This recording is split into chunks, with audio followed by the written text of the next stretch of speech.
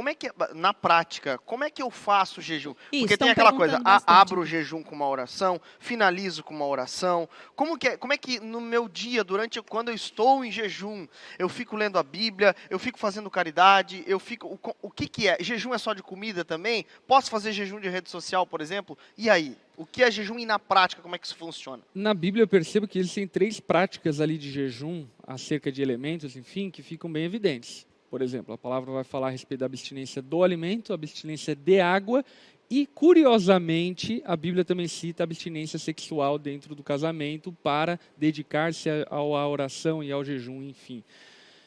Vou deixar bem claro essa parte aí, né?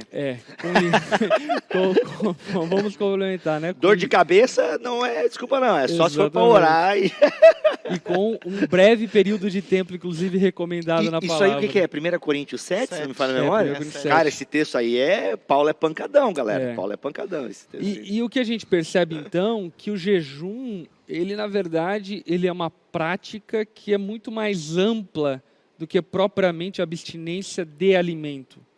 Entende? Obviamente que a abstinência de alimento, ou abster-se de alimento, é uma forma talvez mais simbólica do jejum, uma vez que o jejum nos faz ter fome, ou deveria nos fazer ter fome pelo pão que é Cristo, pela água que é Cristo.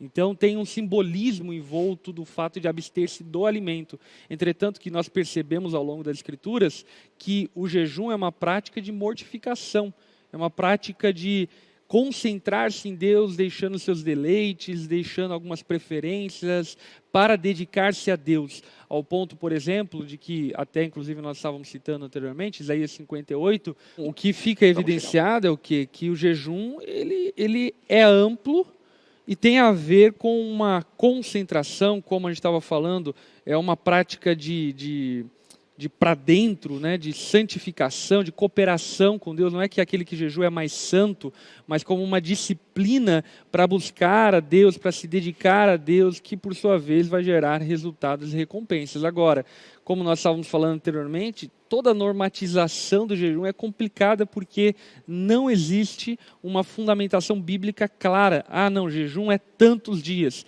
jejum é sem esse tipo de alimento, é com aquele tipo de alimento. Jejum que dá para perceber é uma espécie de esforço para a santificação, esforço para a dedicação a Deus. Enfim, então é bem amplo esse assunto. Por exemplo, a gente pega na lei o jejum está ligado ao dia da expiação. Então era um dia de arrependimento, era um dia de você, né? Inclusive tem uma série de rituais envolvendo o dia da expiação que você pode ler lá em Levítico, se não me falha a memória. Então o que acontece? Jejum, ele é na Bíblia a ausência de alimento. Jejum na Bíblia, quando se usa o termo jejum, ele está ligado à ausência de alimento. E por quê? A fé judaica, ou melhor, a fé hebreia, por assim dizer, a judaica ela já tem um contato mais com os gregos, já tem um pouco mais de abstração. Entendeu assim? Agora, para o judeu lá, os patriarcas, para os judeus, Moisés, essa turma lá do começo da Bíblia, a abstração é uma coisa que não, analogia, isso quer dizer o quê, aponta, não. Para eles tem que ser uma coisa bem palpável, eles têm que sentir. Então, Javé existe, o que Javé está fazendo na prática aqui? Ele abriu o Mar Vermelho. Opa, não, então realmente Javé existe porque, de alguma forma, ele materializou a sua presença. Ok, como que o ser humano materializa? Vocês estão entendendo o desenvolvimento aqui? Como é que o ser humano materializa a sua carência de Deus? Bem, eu vou materializar a minha carência de Deus sentindo na pele, sentindo o que é essencial para eu viver? Comer e beber. Comer e beber é o essencial para a vida, ok. Então eu vou tirar isso por um período de tempo, provavelmente um dia, era a prática, né? Era o dia da expiação, então era um dia. Eu vou tirar a água e a bebida, e isso vai me dar o quê? A famosa broca no estômago, que é o que a gente fica aqui muitas vezes no final do Na Mesa, porque vocês não mandam... Não, eu já estou. Eu fico mais no final porque eu tomo um cafezinho reforçado e tal com sucrilhos. Aí o que acontece? Aí você sente o quê? Aquela famosa broca no estômago. Então você Você se sente meio fraco, você está sentindo de maneira física a ausência de algo que é vital para a sua vida. Então o jejum, ele quer te levar ao quê? Ele quer te levar a sentir na pele como é ruim você ficar sem aquilo que é vital. Então, a moral da história é... Arremetendo que vital É a presença de Deus. É a presença de E Javé. rede social, então não entra nessas coisas. Não, gente, nada. Gente, o que é vital? Comida e bebida. É. Até na questão ali, por exemplo, de Paulo e a relação sexual, acho que nem é usado o termo jejum ali, Não. né? Mas é uma abstinência. Uma dedicação. É uma dedicação. O jejum na Bíblia é ausência de alimento. E aqui dá pra gente entrar num tema mais ou menos polêmico, que Daniel não é um jejum. Exato. Estão perguntando aqui. Daniel não é um jejum, Daniel é uma dieta, de certa forma, porque Daniel não queria comer as coisas dedicadas aos deuses. E no caso de Daniel, Então não existe jejum de Daniel. Não existe especificamente Daniel, né? Ele pratica uma dieta e nem mesmo como uma finalidade que é a finalidade do jejum. Justamente. Né? Ele pratica uma dieta para abster-se daquilo que ele entendia como sacrificado aos ídolos e, portanto, não participar daquilo. É uma dieta restritiva para não consumir produtos ou alimentos, enfim, sacrificados.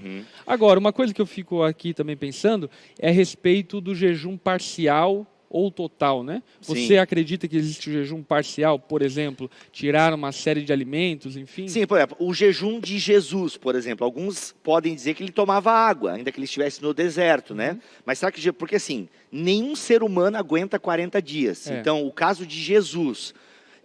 Moisés, e eu acho que Elias, se não me falha a memória, tem jejuns que ele também, enquanto caminhava, né? Gente, isso aí é uma coisa sobrenatural.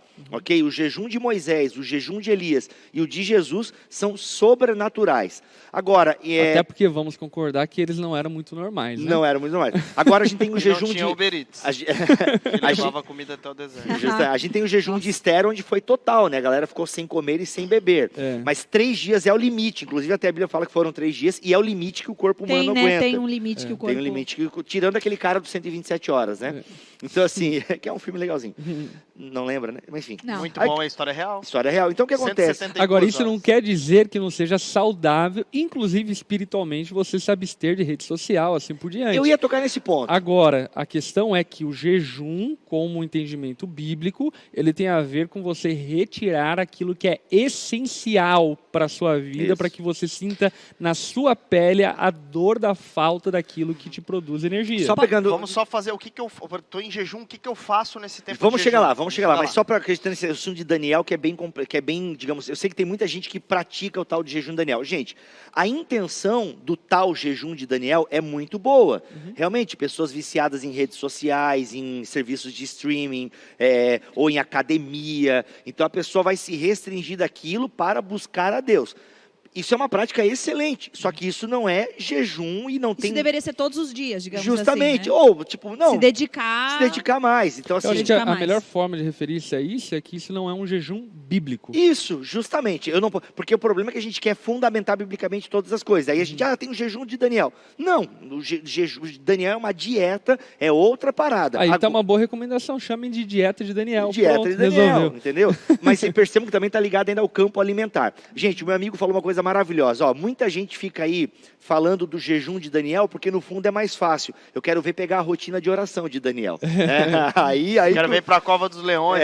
Aí o bicho pega. Mas, gente, então assim, a gente não está aqui criticando igrejas que fazem a prática do tal jejum de Daniel. A gente está procurando ser o mais bíblico possível aqui. E, de fato, o jejum de Daniel não existe. Tanto que nem é usado o termo jejum lá, nada. Agora, a intenção é muito boa. Ficar sem rede social, ficar sem televisão, ficar sem algumas coisas que você sabe que consomem muito seu tempo. Como John Piper disse, né? As redes sociais serão usadas contra nós no dia do juízo, porque elas mostrarão que nós tínhamos tempo sim para orar. Na verdade, o iPhone é um instrumento de Deus para medir as horas que você passa nas redes sociais. Olha aí, justamente. Então, aí é legal. Então, a prática em si, ela é saudável. Agora, chamar de jejum de Daniel é que não procede, ok, gente?